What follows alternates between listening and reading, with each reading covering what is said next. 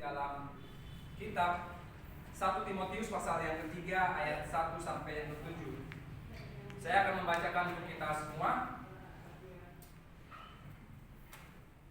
Judul perikop yang diberikan oleh Lembaga Alkitab yaitu syarat-syarat bagi penilik jemaat. Benarlah perkataan ini, orang yang menghendaki jabatan penilik jemaat menginginkan pekerjaan yang indah. Karena itu penilik jemaat haruslah seorang yang tak bercacat, suami dari satu istri, dapat menahan diri, bijaksana, sopan, suka memberi tumpangan, cakap mengajar orang, bukan peminum, bukan pemarah, melainkan peramah, pendamai, bukan hamba uang. Seorang kepala keluarga yang baik, disegani dan dihormati oleh anak-anaknya. Jikalau seorang tidak tahu mengepalai keluarganya sendiri, bagaimanakah ia dapat mengurus jemaat Allah? Janganlah ia seorang yang baru bertobat, agar jangan ia menjadi sombong dan kena hukuman iblis. Hendaklah ia juga mempunyai nama baik di luar jemaat, agar jangan ia digugat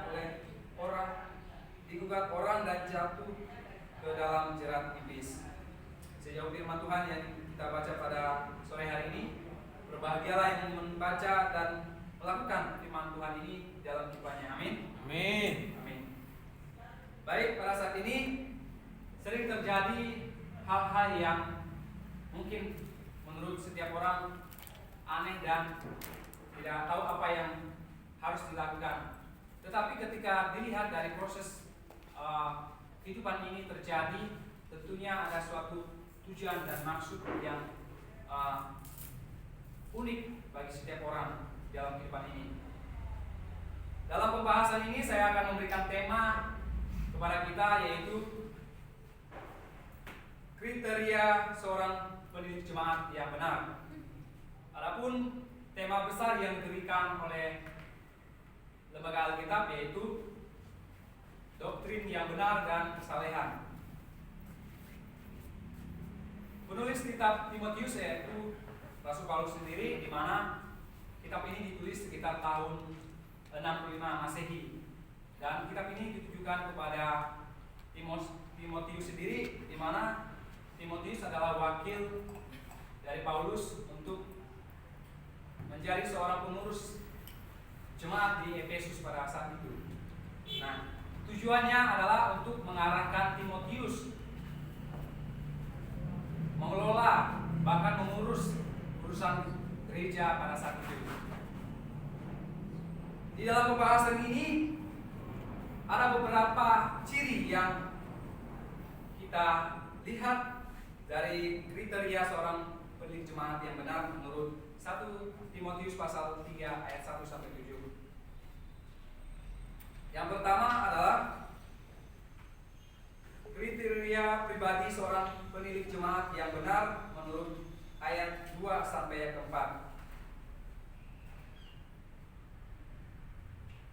Ayat 2, karena itu penilik jemaat haruslah seorang yang tak bercacat. Maksud dari tak bercacat adalah sesuatu yang utuh, yang tidak terdapat kerusakan atau kepincangan dalam suatu produk atau barang yang diperoleh. Nah, tak bercacat artinya bahwa suatu benda yang dipakai oleh seseorang tidak lecet atau tidak mengalami suatu kekurangan sehingga disebut tak bercacat. Bahkan di dalam kehidupan seorang penilik jemaat, kalimat yang mengatakan tak bercacat ini adalah suatu syarat bagi seorang penilik jemaat untuk menjadi seorang pengawas di dalam gereja pada saat itu, di mana kita ketahui bahwa seorang penilik jemaat adalah seorang yang sangat dihargai, yang sangat dihormati pada saat itu, yang sangat disegani, karena pekerjaan sebagai seorang penilik jemaat adalah suatu pekerjaan yang mulia, yang melayani jemaat Tuhan yang ada di gereja-gereja pada saat itu. Nah, Selain itu juga suami dari satu istri. Kalau dilihat dari tradisi-tradisi orang Yahudi pada saat itu, memang ada banyak hal yang terjadi. Tetapi di sini ditegaskan oleh Paulus bahwa seorang pendidik jemaat harus memiliki satu istri, karena kalau dua istri tentunya akan menjadi suatu masalah di dalam keluarga seorang pendidik jemaat itu sendiri. Selain menjadi masalah, bahkan menjadi batu sandungan bagi jemaat yang ia layani. Namun tugas dan tanggung jawab yang diberikan Paulus kepada Timotius adalah untuk menuntun, bahkan memberikan arahan supaya Timotius memberikan atau menyampaikan kepada seorang pendidik jemaat untuk memperhatikan hal-hal yang sangat penting untuk mereka perhatikan sebagai seorang pendidik jemaat. Selain itu juga dapat menahan diri, artinya bahwa seseorang yang dapat menahan diri dari segala cobaan bahkan tantangan yang mereka hadapi, tentunya suatu sikap yang bijaksana. Nah, di sini juga ada dikatakan bijaksana.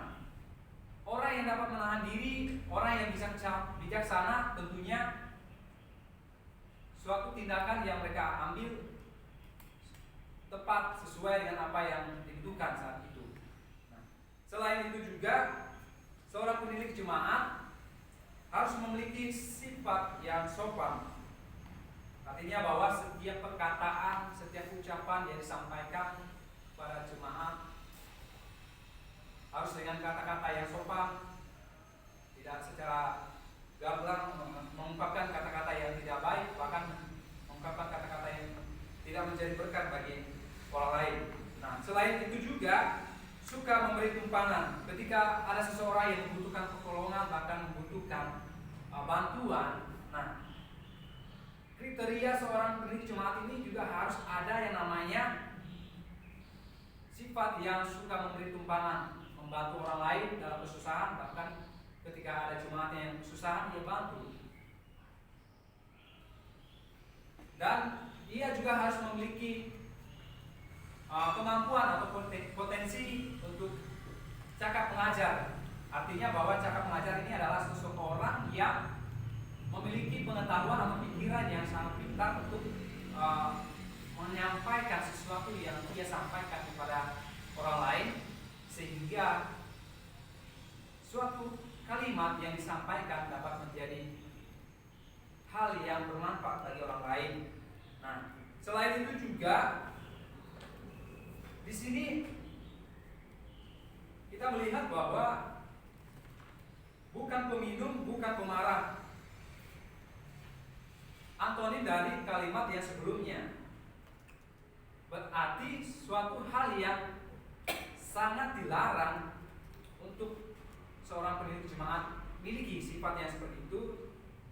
Bukan peminum, bukan pemarah. Artinya bahwa ketika orang memiliki sifat marah atau suka minum minuman keras, karena hal itu tidak baik untuk seorang pendidik jemaat yang benar melakukan hal itu di dalam kehidupannya. Oleh karena itu, seorang pendidik jemaat juga harus berhati-hati, waspada di dalam setiap tingkah laku, bahkan perbuatan yang ia lakukan dalam kehidupannya, baik di dalam keluarganya, bahkan di luar kehidupan keluarganya. Nah, selain itu juga ia juga harus menjadi orang yang peramah, berdamai, bahkan tidak cinta akan uang. Karena cinta akan uang ini adalah suatu hal yang sangat berbahaya. Pada saat itu, di mana Paulus menekankan kepada Timotius untuk dia sampaikan bagi seseorang yang mau menjadi seorang pendidik jemaat pada saat itu. Karena kriteria-kriteria yang seperti ini memang sangat penting, harus diperhatikan oleh seorang pendidik jemaat. Nah, di ayat keempat ini selain bukan cinta akan uang atau bukan hamba uang, seorang kepala keluarga yang baik. Nah, di sini kita melihat bahwa untuk melihat kriteria-kriteria penilik jemaat, ada juga penekanan yang dijelaskan di sini, yaitu seorang kepala keluarga yang baik. Artinya bahwa segala sesuatu yang dilakukan oleh kepala keluarga harus menjadi teladan yang baik bagi keluarganya, bahkan bagi orang lain, sehingga hal itu menjadi hal yang membangun orang lain untuk melihat bagaimana kehidupan seorang penilik jemaat yang benar menurut 1 Timotius pasal 3 ayat 1 sampai 7 ini. Nah, dari setiap kriteria yang dibahas dari ayat 2 sampai yang ke-4 ini, kita melihat bahwa ada sebuah bangunan yang dibangun oleh seorang ahli bangunan, di mana seorang ahli bangunan ini sebelum dia melakukan bangunan itu tentunya ada hal-hal yang harus dia persiapkan untuk membangun sebuah rumah.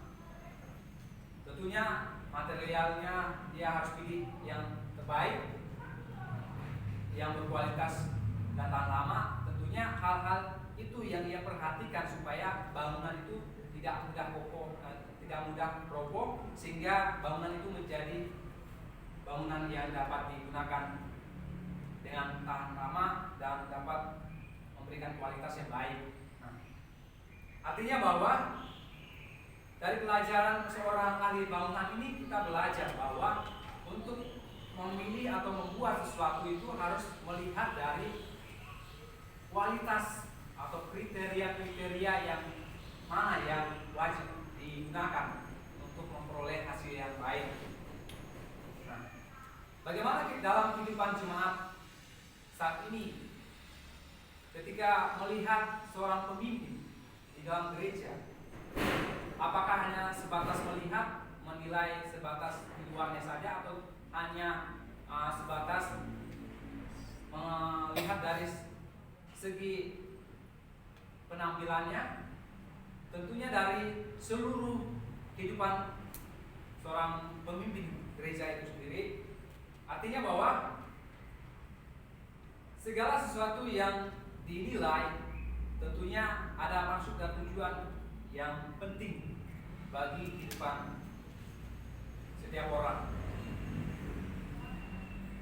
Dimana kita melihat bahwa di dalam kehidupan jemaat yang ada yang dilayani oleh Timotius saat itu, banyak sekali ajaran-ajaran sesat yang disampaikan oleh orang-orang pada saat itu. Kita melihat di ayat yang sebelumnya, di pasal yang 1, di ayat 3 mengatakan yang terakhir, agar mereka jangan mengajarkan ajaran lain. Maksudnya adalah Paulus menekankan bahwa supaya orang-orang yang mengajarkan ajaran sesat ini hendaklah mereka hentikan, supaya mereka jangan meneruskan ajaran yang sesat, supaya tidak mengacaukan pikiran-pikiran orang-orang yang mau menjadi pelayan Tuhan di gereja pada saat itu. Nah, selain itu, bagaimana kita harus melihat ciri-ciri kriteria penilik jemaat itu menurut 1 Timotius pasal 3 ayat 1 sampai yang 7. Yang kedua yaitu kriteria keluarga seorang penilik jemaat haruslah menjadi teladan yang baik bagi jemaatnya. Nah, di sini kita melihat di ayat yang ke-5 sampai yang ke-7, jikalau seorang tidak tahu mengepalai keluarganya sendiri, bagaimanakah ia dapat mengurus jemaat Allah?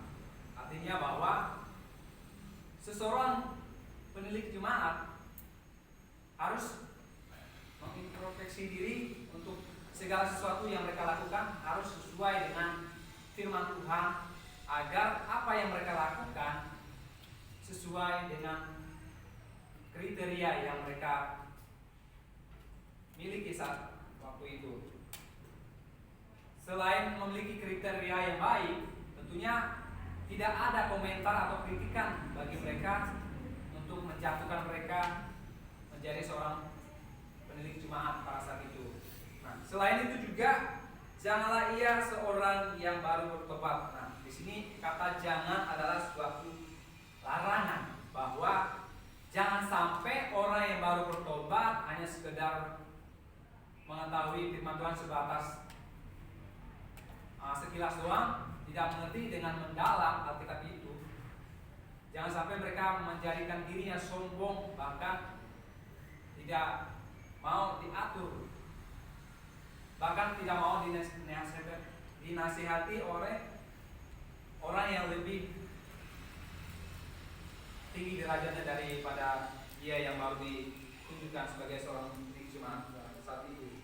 Nah, di dalam kehidupan orang-orang yang ada di jemaat Efesus pada saat itu, di mana Timotius harus memperhatikan hal-hal yang penting yang disampaikan oleh Paulus, agar jangan ia menjadi sombong dan kena hukuman iblis. Dan selain itu juga hendaklah ia juga mempunyai nama baik di luar jemaat maupun yang di dalam keluarganya, supaya dengan nama yang baik tentunya hal-hal yang mungkin akan menjatuhkan keluarganya tidak akan bisa dikritik oleh orang lain. Nama baik adalah suatu nama yang memiliki suatu karakter yang baik bagi seseorang, sehingga dengan nama yang baik orang-orang dapat melihat apakah orang itu menjadi berkat atau tidak dengan kehidupannya yang dilakukan sesuai dengan kebenaran firman atau tidak. Nah, bagaimana dalam kehidupan Bapak Ibu saudara-saudari yang saat ini mendengar firman Tuhan ini? Apakah kriteria yang dilihat dari seorang penilik jemaat ini dapat membangun kehidupan kita atau tidak? Selain itu juga orang yang memiliki tanggung jawab atau jabatan yang tinggi di suatu gereja, tentunya ada hal-hal yang mereka perhatikan. Terkadang saat ini tidak ada yang, mungkin ada yang memperhatikan hal-hal yang tertentu bagi kehidupannya, ada juga yang tidak, karena ada hal-hal yang sangat penting untuk membawa mereka kepada tujuan yang utama di dalam setiap pelayanan yang mereka lakukan. Di sini kita melihat bahwa dari seorang kepala pengemudi kapal, ketika mereka mengemudi kapal di tengah-tengah laut, mereka dicoba dengan ombak ambing gelombang yang dahsyat, dikepalai dengan satu orang. Ketika dikepalai dengan satu orang mengemudi, kapal itu dapat dikendalikan dengan baik. Nah, begitu juga di dalam kehidupan jemaat. Kalau misalnya satu orang yang memimpin dengan benar, tentunya suatu kepemimpinan itu berjalan dengan baik sesuai dengan apa yang ditentukan bagi gereja itu untuk kemajuan pelayanan yang dilakukan oleh seorang pelayan Tuhan. Untuk aplikasinya, bahwa Paulus melihat kehidupan orang-orang di Efesus pada saat itu, di mana kehidupannya tidak tertib, bahkan berantakan.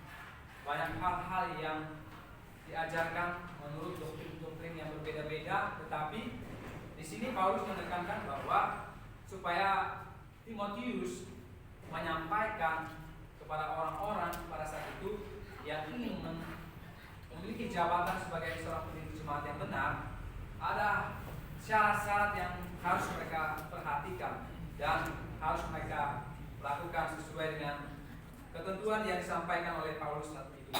Nah, bagaimana dalam kehidupan kita saat ini? Ketika kita ditunjuk sebagai seorang pemimpin, ada hal-hal atau ketentuan-ketentuan yang harus kita perhatikan. Apakah kita lakukan atau tidak demi kemajuan sebagai pemimpin yang dipercayakan kepada kita. Untuk itu kita harus bersama belajar dalam mencapai kriteria pribadi yang benar. Sebagai orang yang percaya pada Yesus Kristus, tentunya ada hal-hal yang harus kita perhatikan untuk mencapai kesempurnaan itu. Seperti yang disampaikan di ayat yang kedua sampai yang keempat itu, bahwa setiap orang harus memiliki kriteria yang baik, yang benar di hadapan Tuhan, sebab Tuhan yang kita sembah adalah Tuhan yang kudus, yang harus kita sembah dengan seluruh hikmat kita. Selain itu juga, dalam mewujudkan kriteria teladan yang baik, tentunya ada hal-hal yang harus kita perhatikan, yaitu untuk kita lakukan di dalam kehidupan kita firman Tuhan yang menjadikan kita hidup dalam kehidupan kita. Maka ada teladan yang harus kita ikuti, seperti teladan Yesus Kristus yang rela menjadi korban bagi kehidupan manusia, sehingga teladan yang diterapkan oleh Yesus Kristus adalah teladan yang sejati bagi setiap orang yang percaya. Amin firman Tuhan. Amin. Sore hari ini, mari kita berdoa. Terima kasih Bapak, terima kasih Yesus, pada saat ini kami telah mendengarkan firman-Mu. Biarlah firman-Mu ini dapat menjadi suatu hal yang luar biasa dalam kehidupan kami.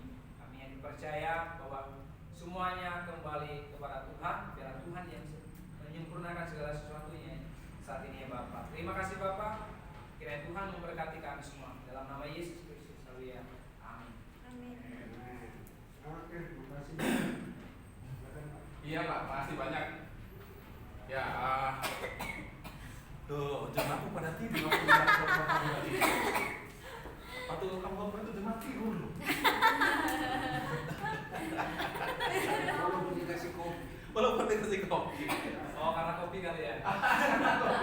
Oke. Newel. Oke, apa itu? Sekarang ini musim-musim streaming ya, bahwa online gereja ya, udah mulai onsite ya, tatap muka. Tapi saya banyak belajar dari teknologi ya, kondisi yang memaksa kita untuk online selama ini. Ya, banyak hal yang saya pelajari. Antara lain adalah di kami itu selalu ada yang nyorot apa namanya, kayak apa namanya itu, tukang video. Tukang video itu selalu ada. Jemaat dari disorot, majelisnya disorot. Jadi kita harus hati-hati kalau duduk, kalau kesorot langsung kelihatan di itu kan sedang, apalagi sedang ngupil misalnya, kan bahaya itu. Nah itu tonton pengorban dari tonton. Nah oke, awalnya nanti kamu sangat luar biasa, kita langsung menarik ya, semangat banget ya. Bahkan sore saya bilang, jadi malah kayak agak lebay tadi malam. Kayaknya ini bukan Noel yang ngomong shalom ini. Shalom. Baru kemudian di akhir baru kelihatan ini yang asli gitu ya. Jadi oke, jadi kita tetap boleh semangat boleh, tapi tetap ada diri kita, jangan jadi diri orang lain. Tapi tetap boleh semangat. Itu sapaan bukan ini bagus, awalnya itu cukup bagus ya gitu ya. Lalu kemudian langsung kamu mulai dengan pendahuluan, ilustrasi. Tapi ilustrasimu sama sekali nggak jelas. Kamu yang mengatakan, di gereja selama ini sering terjadi yang aneh, saya catat itu, yang aneh. Nah, tapi orang udah senang mendengar aneh itu apa ya aneh. Mesti langsung kamu kasih contoh anehnya apa? Menarik, aneh. Misalnya, saya buat contoh. Ada suatu gereja di bilangan Jakarta Pusat. Wah, anehnya misalnya, Jakarta Pusat. Satu gereja jumlahnya nggak terlalu banyak. Ini dia terjadi. Tapi saya masuk nama gerejanya apa? Baru-baru ini, ya. Satu gereja jumlahnya nggak terlalu banyak, hanya lebih kurang 200 kakak. Dan ini gereja tua yang sudah lama. Baru-baru ini terjadi dua kelompok beribadah secara bersamaan. Itu kan aneh. Ada apa ini? Satu kelompok pendeta, satu kelompok majelis. Ini aneh, ada apa? Contoh-contoh aneh. Nah, Nah itu ya yang pertama. Jadi kamu mulai dengan aneh, orang tertarik. Apa yang aneh ya? Coba berikan contoh supaya mereka tahu aneh.